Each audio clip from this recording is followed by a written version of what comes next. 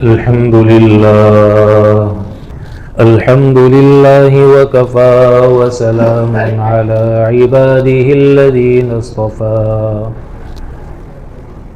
أما بعد فأعوذ بالله من الشيطان الرجيم بسم الله الرحمن الرحيم إلا تنصروه فقد نصره الله إذ أخرجه الذين كفروا ثاني اثنين إذ هما في الغار إذ يقول لصاحبه لا تحزن إن الله معنا صدق الله العظيم اللهم صل وسلم على سيدنا محمد النبي الأمي وعلى آله وسلم تسليما كثيرا كثيرا سبحان ربك رب العزة عما يصفون وسلام على المرسلين والحمد لله رب العالمين۔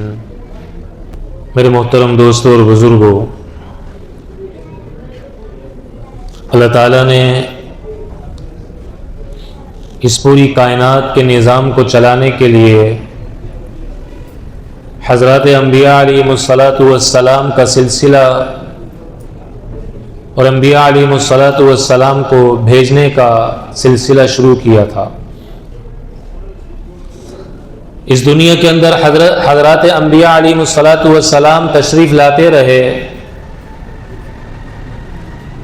اور لوگوں کو اللہ کا تعارف کراتے رہے۔ ظاہر ہے جب تک اس کائنات کے اندر اللہ کی معرفت اور اللہ کی پہچان والے لوگ رہیں گے تو کائنات کا نظام بھی چلتا رہے گا۔ یہ اللہ تعالیٰ کا اصول ہے۔ اس لیے کہ اللہ کے نبی نے حدیث میں فرمایا کہ اللہ تعالیٰ اس وقت تک دنیا کو فنا نہیں کرے گا جب تک کہ کائنات میں ایک بھی اللہ اللہ کہنے والا موجود ہوگا۔ 1,24,000 انبیاء علیہ السلام تقریباً اس دنیا میں تشریف لائے، اور سارے نبیوں کی جو سرداری کا تاج، سارے نبیوں کی سرداری اگر کسی نبی کے سر پر سجائی گئی تو وہ میرے اور آپ کے نبی حضرت محمد الرسول اللہ صلی اللہ علیہ وسلم ہیں کہ آپ علیہ السلام کو اللہ تعالیٰ نے سارے انبیاء علیہ السلام کا سردار بنایا۔ تو اللہ تعالیٰ نے 1,24,000 انبیاء علیہ السلام بھیجے۔ سرور کائنات جناب رسول اللہ صلی اللہ علیہ وسلم کو بھی اللہ تعالیٰ نے تقریباً 1,24,000 صحابہ اکرام رضوان اللہ تعالیٰ علیہ اجمعین کی جماعت عطا فرمائی۔ اس جماعت صحابہ میں سرداری جس صحابی کے سر پر سجائی گئی، سرداری کا تاج جس صحابی کے سر پر رکھا گیا، وہ سیدنا صدیق اکبر رضی اللہ تعالیٰ عنہ ہے۔ حضرت صدیق اکبر رضی اللہ تعالیٰ عنہ آپ علیہ السلام سے کچھ عرصہ چھوٹے تھے۔ آپ کا نام عبداللہ اور آپ کے والد کا نام عثمان، آپ کا لقب ابو بکر، آپ کے والد کا ابو قحافہ، اور آپ کی والدہ محترمہ کا نام سلمہ تھا۔ حضرت ابو بکر صدیق رضی اللہ تعالیٰ عنہ یہ وہ اللہ کے نبی کے واحد صحابی ہیں جن کی صحابیت کو اللہ قرآن کریم میں بیان فرماتا ہے۔ تمام صحابہ کی صحابیت کو اللہ کے نبی نے حدیث میں بیان فرمایا، لیکن سیدنا صدیق اکبر رضی اللہ تعالیٰ عنہ کی صحابیت کو اللہ کے قرآن نے بیان فرمایا۔ یا بالفاظ دیگر یوں کہیے کہ تمام صحابہ کی صحابیت کو نبی کی زبان، تمام صحابہ کی صحابیت نبی کی زبان سے بتلائی گئی، نبی نے بیان کی، اور ابو بکر صدیق رضی اللہ تعالیٰ عنہ کی صحابیت کو قرآن کریم نے بیان فرمایا۔ اِذْ يَقُولُ لِصَاحِبِهِ لَا تَحْزَنْ إِنَّ اللَّهَ مَعَنَا۔ اس لیے علماء نے لکھا ہے کہ جو انسان حضرت ابو بکر صدیق رضی اللہ تعالیٰ عنہ کی صحابیت کا انکار کرے گا، یا جو حضرت ابو بکر صدیق رضی اللہ تعالیٰ عنہ کی صحابیت کو نہیں مانے گا، تو اس کا اسلام سے کوئی تعلق نہیں ہوگا، وہ دائرہ اسلام سے خارج ہو جائے گا۔ ابو بکر صدیق کی صحابیت اتنی مضبوط ہے اور اتنی پاورفل ہے، قرآن نے آپ کی صحابیت کو بیان کیا ہے۔ یہ معمولی بات نہیں ہے، یہ معمولی درجہ نہیں ہے۔ آپ علیہ الصلوۃ والسلام بدر والے ایام میں ایک رات اپنے خیمے میں تنہائی میں تشریف لے گئے۔ صحابی کو کہا تم باہر کھڑے ہو جاؤ، کسی کو اندر مت چھوڑنا، ہاں پر میرا ابو بکر آئے تو اسے چھوڑ دینا، میں اللہ سے براہ راست ہونے لگا ہوں، میں اللہ سے براہ راست ہونے لگا ہوں۔ اللہ کے نبی کے ساتھ حضرت ابو بکر صدیق رضی اللہ تعالیٰ عنہ کی معیت دیکھیے۔ اذ اخرجہ الذین کفروا ثانی اثنین، آپ علیہ الصلوۃ والسلام نے ہجرت کا ارادہ فرمایا تو اللہ کے نبی کا جو گھر تھا اس سے جب باہر نکلتے تو ایک سفر طے کرنا پڑتا تھا، اور رستے میں ابو جہل کا مکان بھی آ رہا ہے۔ مشرکین مکہ اللہ کے نبی کی دشمنی میں اللہ کے نبی کو نقصان پہنچانے کی غرض سے کھڑے ہوئے ہیں۔ آپ علیہ الصلوۃ والسلام حضرت علی رضی اللہ تعالیٰ عنہ سے کہتے ہیں علی تم میرے بستر پہ سو جاؤ، آرام کرو، اور یہ امانتیں لوگوں کی میرے پاس ہیں، تم انہیں پہنچانا، اس کے بعد تم میرے پاس آنا۔ اور اللہ کے نبی یہاں سے سفر طے کرتے ہیں، حضرت ابو بکر صدیق رضی اللہ تعالیٰ عنہ کے مکان میں تشریف لے جاتے ہیں۔ اب آپ دیکھیے اس سفر کے دوران اللہ کے نبی ایک مٹھی مٹی کی اٹھاتے ہیں اور دشمنوں کی طرف پھینکتے ہیں۔ اللہ اس کا اثر یہ ظاہر فرماتا ہے کہ دشمن اللہ کے نبی کو دیکھ نہیں سکتے، اور آپ علیہ الصلوۃ والسلام حضرت ابو بکر صدیق رضی اللہ تعالیٰ عنہ کے مکان میں تشریف لے جاتے ہیں، اور اللہ کے نبی حضرت ابو بکر صدیق رضی اللہ تعالیٰ عنہ کے مکان کو دستک دیتے ہیں۔ جیسے ہی دستک دیتے ہیں تو ابو بکر صدیق دروازہ کھول دیتے۔ اگر کوئی تخیلات کی دنیا میں جائے اور سوال کرے کہ ابو بکر وہ رات تو دشمن سارے تیار کھڑے تھے، زور پکڑا ہوا تھا، آپ نے پوچھا نہیں کہ کون ہے، دروازے کی دستک ہوئی اور آپ نے دروازہ کھول دیا، کوئی دشمن ہوتا آپ کو نقصان پہنچا دیتا، تو ابو بکر صدیق کا یہ جواب ہوتا کہ صدیق بھی اگر نبی کی دستک کو نہ پہچانے تو وہ پھر صدیق کیسے بنے گا؟ ابو بکر بھی نہ پہچانے پھر کون پہچانے گا؟ پھر کسے خبر ہوگی؟ آپ علیہ الصلوۃ والسلام اب یہاں نقطہ دیکھیے، اللہ کے نبی جا رہے ہیں ابو بکر صدیق رضی اللہ تعالیٰ عنہ کے پاس، چلیے ابو بکر میرے ساتھ، ہم نے سفر پہ نکلنا ہے، اللہ نے اجازت دے دی ہے۔ اب اللہ کے نبی ابو بکر صدیق کو بلا لیتے اپنے پاس، کیونکہ در نبوی تو وہ در ہے جہاں پر ساری دنیا آتی ہے، اور یہ نبی ابو بکر کے دروازے پہ جا رہے ہیں، اللہ کے نبی بھی تو بلا سکتے تھے نا۔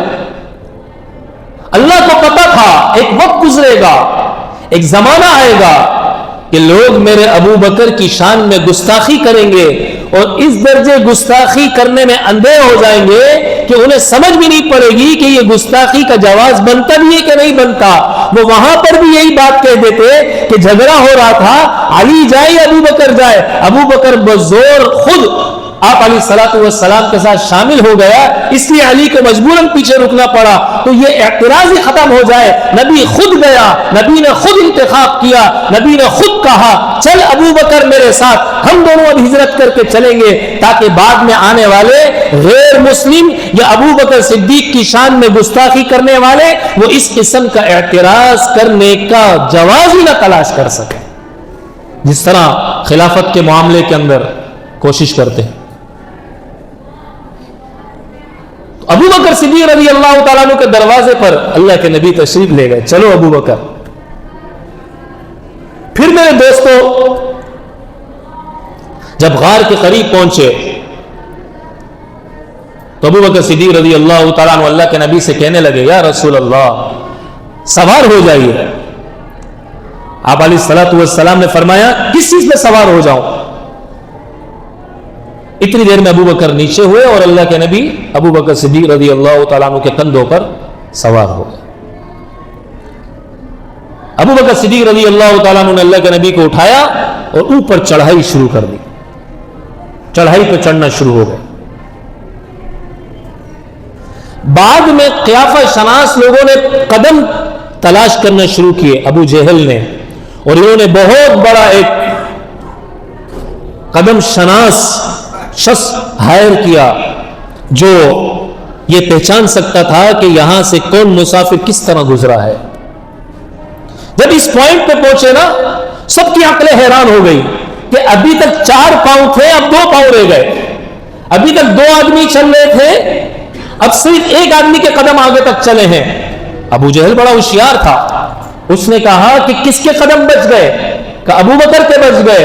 کہاں واقعی یہ ایسا غلام ہے, یہ ایسا اس نبی کا خادم ہے, اس نے اپنے نبی کو اپنے کندھے پہ اٹھایا ہوگا اور یہاں سے وہ خود اوپر اپنے اوپر اٹھا کے لے گیا ہوگا. وہ حیران ہو گیا, زمین کھا گئی, آسمان کھا گیا, زمین نگل گئی, کہاں چلا گیا وہ دوسرا شخص؟ اس کے قدم نظر نہیں آ رہے. تو میرے دوستو پھر ابو بکر صدیق رضی اللہ تعالیٰ عنہ یہاں سے اللہ کے نبی کو اوپر لے کے جا رہے ہیں. اب جب غار میں پہنچے تو آپ علیہ الصلوۃ والسلام کو حضرت ابو بکر صدیق رضی اللہ تعالیٰ عنہ نے فرمایا یا رسول اللہ آپ آرام فرمائیے میری گود میں. اب غار میں پناہ لینے کی کیا ضرورت تھی؟ 3 دن 3 راتیں اللہ کے نبی وہاں پہ رہے, کیا ضرورت تھی؟ جب اپنے گھر سے نکلے ایک مٹھی پھینکی, سب کی آنکھوں کے آگے پردہ آ گیا, کوئی دشمن نہیں آ رہا تھا, اللہ کے نبی چلے جاتے. کیسے ممکن تھا اللہ کے نبی چلے جاتے؟ اس لیے کہ ابو بکر صدیق رضی اللہ تعالیٰ عنہ نے دعا کی تھی, اے اللہ وہ دن مجھے عطا کر, وہ رات مجھے عطا کر, وہ ایام مجھے عطا کر, وہ لمحات مجھے عطا کر کہ آنکھیں میری ہوں اور چہرہ تیرے نبی کا ہو. آنکھیں میری ہوں اور چہرہ تیرے نبی کا ہو, اس ذات کا چہرہ ہو جس کی قسم تو نے اپنے کلام میں کھائی ہے, والضحى واللیل اذا سجا, اور یاسین والقرآن الحکیم انک لمن المرسلین. وہ لمحات اللہ مجھے عطا کر. چنانچہ آپ علیہ الصلوۃ والسلام کے چہرے کو دیکھنے کی دعا جو ابو بکر صدیق رضی اللہ تعالیٰ عنہ نے کی تھی, اللہ نے اس دعا کی قبولیت کے لیے 3 دن 3 راتیں ان حضرات کو یہاں پر قیام کرنے کا حکم دیا اور ان کے لیے قیام کا بندوبست فرمایا. اب دیکھیے میرے عزیزو, آپ علیہ الصلوۃ والسلام جب گھر سے نکل رہے ہیں تو علی کو کیا کہہ رہے ہیں کہ میرے بستر پہ سو جاؤ. علی وہ ہے کہ جو نبی کے بستر پہ سو رہا ہے, اور ابو بکر وہ ہے کہ جس کی گود کو اللہ کا نبی اپنا بستر بنا رہا ہے. علی وہ ہے جو نبی کے بستر پہ سو رہا, ابو بکر وہ ہے کہ جو نبی کی ابو بکر وہ ہے کہ نبی جس کی گود کو اپنا بستر بنا رہا ہے. تو ہم تو صحابہ کو بھی مانتے ہیں, اہل بیت کو بھی مانتے ہیں. علی وہ ہے جو نبی کے بستر پہ سو رہا, ابو بکر وہ ہے کہ جس کی گود کو نبی اپنا بستر بنا رہا, علی وہ ہے جسے نبی اپنی بیٹی دے رہا, ابو بکر وہ ہے کہ نبی جس کی بیٹی اپنے گھر لے رہا. علی وہ ہے جو نجف میں مدفون ہے, اسے بھی ہم مانتے ہیں, اور جو نبی کے روزے میں آرام کر رہا ہے اور مدفون ہے اسے بھی ہم مانتے ہیں. پھر دیکھیے میرے عزیزو، جب غار ثور پہ جانے کا وقت آیا تو آپ علیہ الصلوۃ والسلام حضرت ابو بکر صدیق رضی اللہ تعالیٰ عنہ کے اوپر ہیں. اللہ کے نبی کو حضرت ابو بکر صدیق رضی اللہ تعالیٰ عنہ نے اپنے کندھوں پر اٹھایا ہوا ہے.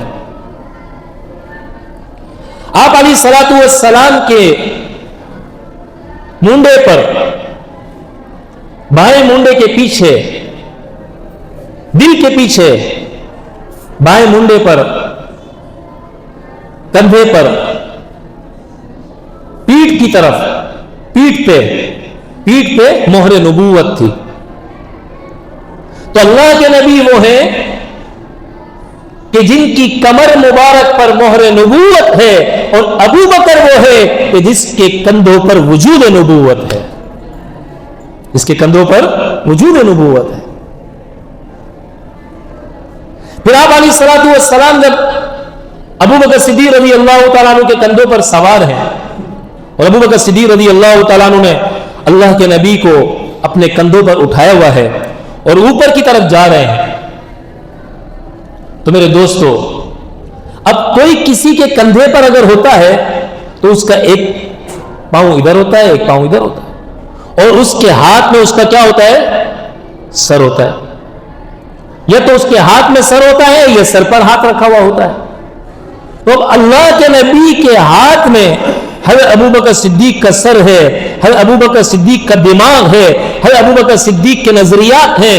اب نبی والے نظریات، نبی کی طرح اپنے نبی والے جذبات، نبی والا جوش، نبی والا جذبہ، نبی والی محبت، نبی والی سوچ حضرت ابو بکر صدیق رضی اللہ تعالیٰ عنہ کی بن رہی ہے. ابو بکر صدیق رضی اللہ تعالیٰ عنہ کی بن رہی ہے. اس لیے کسی نے کہا نا، پیغمبر تو نہ تھا پر پیغمبر جیسا لگتا تھا. پیغمبر تو نہ تھا پر پیغمبر جیسا لگتا تھا. وہ دریا تھا جس پر گہرے سمندر جیسا لگتا تھا. پیغمبر تو نہ تھا پر پیغمبر جیسا لگتا تھا. وہ دریا تھا پر گہرے سمندر جیسا لگتا تھا. ترستے ہیں فرشتے جس کو چھونے کے لیے اکثر، ترستے ہیں فرشتے جس کو چھونے کے لیے اکثر. وہ اس مسجد کے منبر و محراب جیسا لگتا تھا. پیغمبر تو نہ تھا پر پیغمبر جیسا لگتا تھا. وہ دریا تھا پر گہرے سمندر جیسا لگتا تھا. ترستے تھے فرشتے جس کو چھونے کے لیے اکثر. وہ اس مسجد کے منبر و محراب جیسا لگتا تھا. یہ حضرت ابو بکر صدیق رضی اللہ تعالیٰ عنہ کی شان ہے. پھر اللہ کیا کہہ رہا ہے؟ ثانی اثنین اذ ہما فی الغار. دو میں کا ایک. اب یہ ثانی اثنین کی تصویر حضرت ابو بکر صدیق کی ساری زندگی میں آپ کو نظر آئے گی. سب سے پہلے اگر اس کائنات کے اندر، اس دھرتی میں، اس امت میں کوئی ایمان لے کر آنے والا انسان ہے، کوئی شخص ہے، سب سے پہلے ایمان لانے والے اگر کوئی ہے تو وہ حضرت محمد رسول اللہ صلی اللہ علیہ وسلم ہے. نبی سب سے پہلے ایمان لے کر آتا. دوسرے نمبر پر مردوں میں اگر کوئی ایمان لے کر آنے والے تو حضرت ابو بکر صدیق رضی اللہ تعالیٰ ثانی اثنین، ابو بکر صدیق رضی اللہ تعالیٰ. اسی طریقے سے میرے دوستو، آپ غور کریے زندگی کے اندر مسجد میں سب سے پہلے داخل ہونے والے حضرت محمد رسول اللہ صلی اللہ علیہ وسلم ہیں، تو دوسرے نمبر پر داخل ہونے والے ابو بکر صدیق رضی اللہ تعالیٰ. میدان جہاد میں سب سے پہلے اترنے والے محمد رسول اللہ صلی اللہ علیہ وسلم ہیں، تو دوسرے نمبر پر اترنے والے سیدنا صدیق اکبر رضی اللہ تعالیٰ عنہ ہیں. مصلی پر کھڑے ہو کر امت کی امامت کرنے والے سب سے پہلے اگر کوئی ہے تو وہ محمد رسول اللہ صلی اللہ علیہ وسلم ہیں. اور دوسرے نمبر پر اگر کسی کا انتخاب کیا جاتا ہے تو وہ سیدنا صدیق اکبر رضی اللہ تعالیٰ عنہ ہے. حتیٰ کہ یہاں تک اللہ کے نبی نے فرمایا، مرو ابا بکر فلیصلی بالناس، ابو بکر سے کہو وہ میری جگہ کھڑے ہو کر نماز پڑھائے. سیدہ حضرت عائشہ رضی اللہ تعالیٰ عنہ نے کہا، یا رسول اللہ، بڑے کمزور دل کے مالک ہیں حضرت ابو بکر، ان سے نہ کہیں، کسی اور سے کہہ دیں. آپ علیہ الصلوۃ والسلام نے فرمایا، میں ایک جو کہہ رہا ہوں ابو بکر سے کہو نماز پڑھائے. اس کے بعد کیا ہوا؟ ایک مرتبہ اقامت ہوئی اور نماز شروع کی. حضرت عمر بن خطاب رضی اللہ تعالیٰ عنہ نے، اللہ کے نبی نے باہر سر نکالا اور آواز پہچان گئے تھے. کہا کیا ہوا؟ اقامت کے بعد کس نے نماز شروع کی؟ ابو بکر نہیں ہے. کہا ہے یا رسول اللہ، کہ جس قوم کے اندر اگر ابو بکر موجود ہے اس قوم کی امامت کسی اور کے لیے کسی صورت جائز نہیں ہے. نماز فرض نماز توڑوائی گئی صرف ابو بکر کی امامت کے خاطر، ابو بکر کی امامت کو ثابت کرنے کے خاطر کہ میرے مصلی کا اگر کوئی میرے بعد حقدار ہے تو وہ ابو بکر ہی ہے، ابو بکر ہی ہے، ابو بکر ہی ہے، اور کوئی نہیں ہو سکتا. پھر اللہ کے نبی نے عجیب بات فرمایا ایک وقت تھا عالم ارواح کے اندر میری اور ابو بکر کی روح نے ریس لگائی، میری اور ابو بکر کی روح نے ریس لگائی. کیا منظر ہوگا؟ سبحان اللہ. اللہ کے نبی کو بھی ابو بکر سے کتنی محبت تھی. اللہ اکبر. میری اور ابو بکر کی روح نے ریس لگائی. ابو بکر کی روح مجھ سے 2 قدم پیچھے، ثانی اثنین اذ ہما فی الغار، 2 قدم پیچھے، ساری زندگی 2 قدم پیچھے. چلتے چلتے چلتے وہ وقت آ گیا کہ روزہ اقدس کے اندر جنت کے ٹکڑے میں اگر محمد رسول اللہ صلی اللہ علیہ وسلم سب سے پہلے گئے، حضرت عائشہ رضی اللہ عنہا کے روزے میں سب سے پہلے محمد رسول اللہ صلی اللہ علیہ وسلم دفن ہوئے، تو آپ کے بعد آپ کے پہلو میں سب سے پہلے 2 قدم پیچھے اگر کوئی مدفون ہوا تو حضرت ابو بکر صدیق رضی اللہ تعالیٰ عنہ دفن. اللہ کے نبی کی عمر 63 سال. ابو بکر صدیق کا جب انتقال ہوا تو عمر مبارک 63 سال. اللہ کے نبی کو زہر دیا گیا، ابو بکر صدیق رضی اللہ تعالیٰ عنہ کو بھی زہر دیا گیا. اللہ کے نبی کی میت کو جس چارپائی پہ رکھا گیا اسی چارپائی پر ابو بکر کی میت کو رکھا گیا. اللہ کے نبی کا انتقال حضرت عائشہ کے روزے مبارک میں ہوا، حضرت ابو بکر کا انتقال بھی حضرت عائشہ کے روزے مبارک میں ہوا. اللہ کے نبی کے انتقال کے وقت اللہ کے نبی کا سر مبارک امی عائشہ کی گود میں تھا، تو ابو بکر کے انتقال کے وقت ابو بکر کا سر مبارک بھی امی عائشہ کی گود میں تھا. اللہ کے نبی انتقال کے وقت میں مسواک کر کے دنیا سے گئے، ابو بکر صدیق بھی انتقال کے آخری وقت میں مسواک کر کے دنیا سے گئے. اللہ کے نبی کے لیے حضرت عائشہ نے مسواک کو نرم کیا، ابو بکر کے لیے بھی حضرت عائشہ نے مسواک کو نرم کیا. پھر اللہ کے نبی کی میت کو جس چارپائی پر جس تختے پر رکھا گیا حضرت ابو بکر صدیق رضی اللہ تعالیٰ عنہ کی میت کو بھی اسی چارپائی پر رکھا گیا. اور کل قیامت والے دن پہلے اللہ کے نبی اٹھیں گے، 2 قدم پیچھے ابو بکر صدیق چل رہے. حوض کوثر پہ پہلے اللہ کے نبی پھر ابو بکر صدیق رضی اللہ. پیغمبر تو نہ تھا پر پیغمبر جیسا لگتا تھا. پیغمبر تو نہ تھا پر پیغمبر جیسا لگتا تھا. وہ دریا تھا پر گہرے سمندر جیسا لگتا تھا. سبحان اللہ. اور کتنی پرواز بلند تھی آپ کی. اللہ اکبر. ایک مرتبہ چونکہ آپ نے اپنی ساری پونجی ساری دولت اسلام کے لیے خرچ کی، سب سے پہلے قربانی جناب رسول اللہ صلی اللہ علیہ وسلم نے دی ہر لحاظ سے. دوسرے نمبر پر ابو بکر صدیق رضی اللہ تعالیٰ عنہ نے دی. تبوک کا موقع تھا، اللہ کے نبی نے اعلان کیا چندہ کرو. حضرت عمر نے سوچا آج میں ابو بکر سے آگے نکل جاؤں گا. اسے کیا پتا کہ ابو بکر صرف پیغمبر سے 2 قدم کے فاصلے پر ہے، اس سے کوئی آگے نہیں نکل سکتا. جذبہ ہے عمر میں نیکی کا، اس لیے سوچ یہ آئی کہ میں آج ابو بکر سے آگے نکلوں. اللہ کے نبی نے جب سارا مال آ گیا، اللہ کے نبی نے پوچھا عمر ابو بکر پیچھے کیا چھوڑا؟ کہ رسول اللہ، اللہ اور اس کے رسول کا نام چھوڑ کر آیا. کہا عمر کیا چھوڑا؟ یہ سوال بنتا ہی نہیں. آپ کسی مولوی کو چندہ دیں تو آپ کو کیا بولے گا؟ جزاک اللہ، شکریہ. کسی شخص کو آپ تعاون کریں، چندہ دیں تو کیا بولے گا؟ جزاک اللہ، مہربانی بابا آپ کی. آپ اس سے پوچھا پیچھے کتنا چھوڑا ہے؟ مجھے اتنے لاکھ دے رہے ہو، پیچھے کتنے کروڑ پڑے ہوئے؟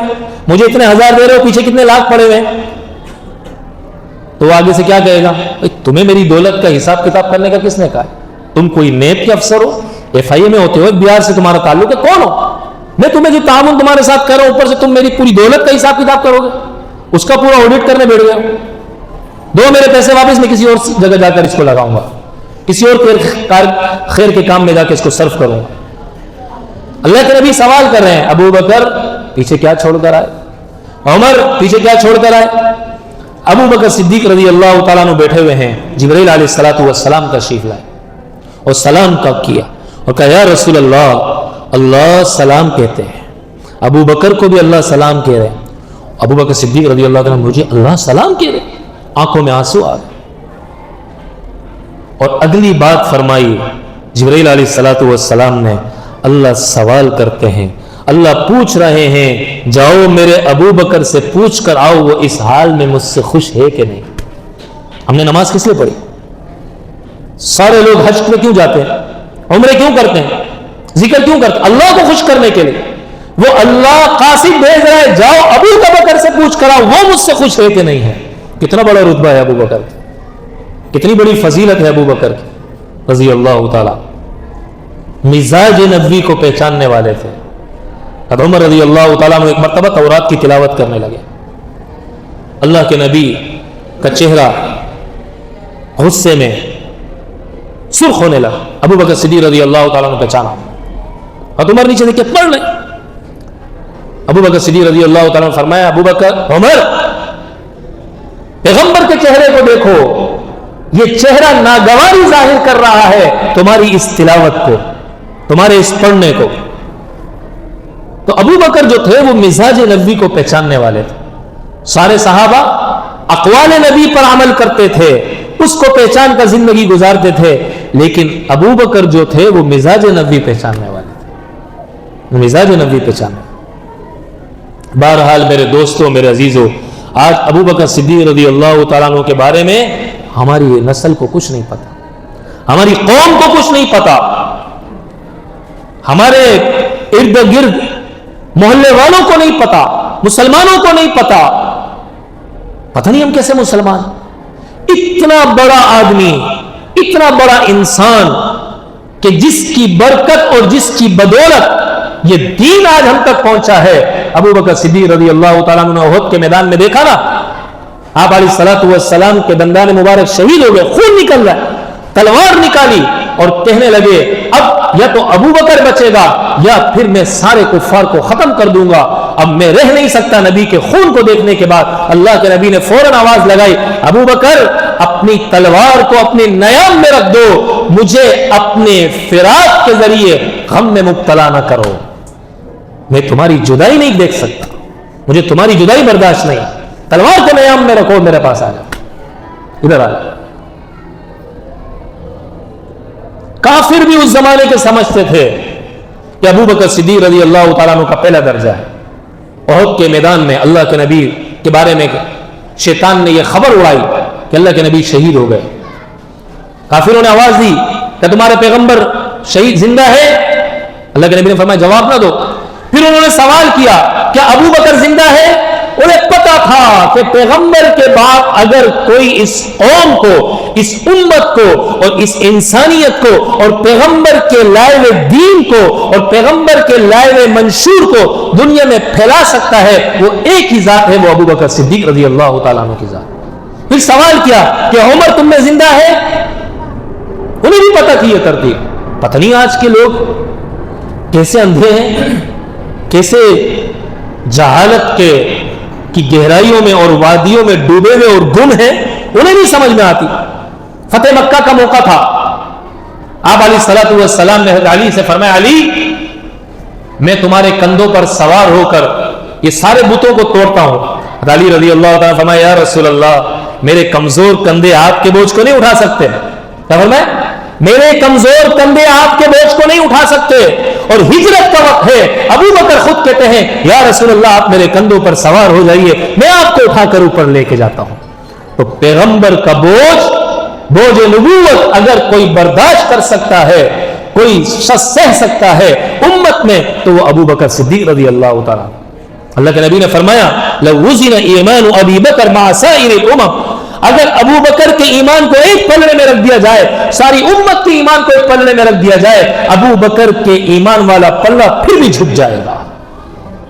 اور اللہ کے نبی نے فرمایا قیامت کا میدان ہوگا، حساب کتاب شروع نہیں ہو رہا ہوگا، ساری امت پریشان ہوگی، ساری انسانیت پریشان ہوگی، ہر نبی نفسی نفسی کا نعرہ لگا رہا ہوگا، یہ سارے اللہ کے نبی کے پاس آئیں گے یا رسول اللہ آپ کچھ کریے۔ آپ علیہ الصلوۃ والسلام اللہ کے دربار میں جائیں گے اور سجدے میں گر جائیں گے اور فرمایا میں وہ اللہ کی تعریف کروں گا جو کسی نے آج تک نہیں کی ہوگی۔ پھر فرمایا میرا نبی میرا رب مجھ سے کہے گا یا محمد اے محمد ارفع رأسک، اپنے سر کو اٹھائیے اور فرمائیے کیا چاہتے ہیں، میں کہوں گا یا اللہ آپ حساب کتاب شروع کریے، ان انسانیت پریشان ہے اور انسانیت تکلیف میں مبتلا ہے. اللہ مجھ سے کہے گا اے پیغمبر محمد تمہارے پاس کوئی ہے جس سے میں حساب کتاب شروع کروں؟ تو میں میرے ابو بکر کو اٹھا کے آگے کھڑا کر دوں گا.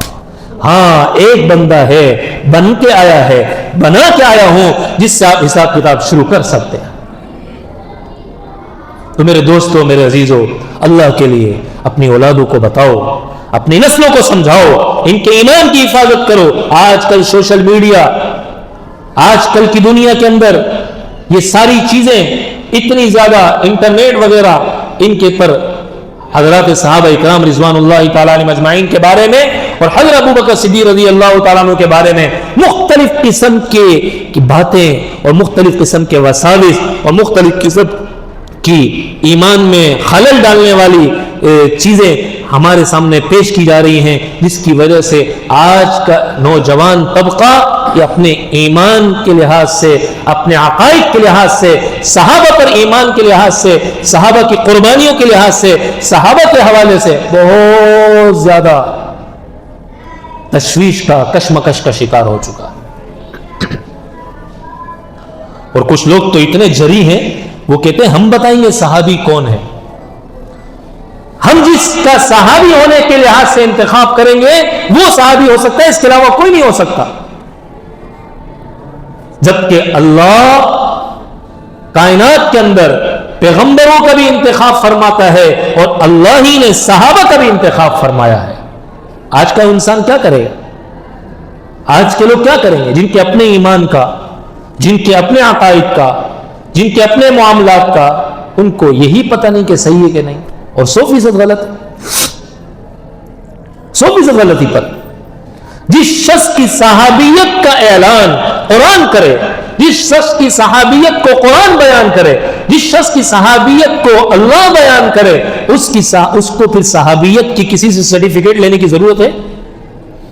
اس کو کسی سند کی ضرورت ہے کہ بابا تم مجھے صحابی بولو؟ آپ بولتے ہو بولو، نہیں بولتے نہیں بولو. آپ بولو گے آپ کا فائدہ ہے، نہیں بولو گے تو اس کو کوئی تمہاری سرٹیفکیٹ کی ضرورت ہے نہیں ہے. جاؤ اپنی جہنم کے اندر، اس کو کیا فرق پڑتا ہے؟ اس کا تو وہ مقام ہے. میرے نبی نے کہا اللہ نے جنت کے 8 دروازے بنائے ہیں، ہر دروازہ قیامت کے دن یہ تمنا کرے گا کہ ابو بکر مجھ سے داخل ہو جائے. جس دروازے سے ابو بکر داخل ہوگا وہ تمام دروازوں پر فخر کرے گا، اس لیے کہ کچھ دروازے، ایک دروازہ اللہ نے مقرر کیا ہے نمازیوں کے لیے، ایک مقرر کیا ہے روزے داروں کے لیے، کوئی صدقات کے لیے، کوئی حاجیوں کے لیے، کوئی حقوق العباد ادا کرنے کے لیے، کوئی کس کے لیے. لیکن ابو بکر وہ انسان ہے کہ جس میں تمام اسلامی خوبیاں، تمام اسلامی اعمال، تمام اس کے عقائد اور تمام کی تمام چیزیں بدرجہ اتم پائی جاتی ہیں. وہ جس دروازے سے چاہے داخل ہو سکتا ہے، باقی میں اور آپ جس دروازے سے پرمیشن ملے گی صرف اسی سے داخل ہو سکیں گے، اس کے علاوہ نہیں داخل ہو سکتے کسی دروازے سے. ابو بکر کی مرضی جس سے چاہے داخل ہو جائے، اگر ابو بکر کی مرضی جس سے چاہے داخل ہو جائے. میرے دوستوں، میرے عزیزوں، اللہ نے وہ بلند مقام اپنے اس صحابی کو عطا کیا تھا، اپنے اس بندے کو عطا کیا تھا.